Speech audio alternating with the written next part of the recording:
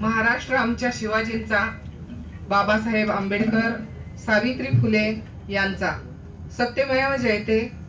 राळेगण सिद्धी, अण्णासाहेब हजारे यांचा,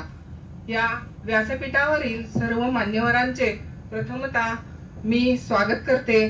आणि सावित्रीला एक मी माझे शब्दपुष्प अर्पण करते। सावित्री तू सरस्वती, सावित्री तू सरस्वती, समाजसेवेचं बाळकडू बाबांकडून घेतलंस, समाजसेवेचं बाळकडू बाबांकडून घेतलंस, ज्योतिबाच्या संसार रथाचं एक चाक तू झालीस आणि स्त्री शिक्षणाची ज्योत पेटवलीस तुझ्यापासूनच।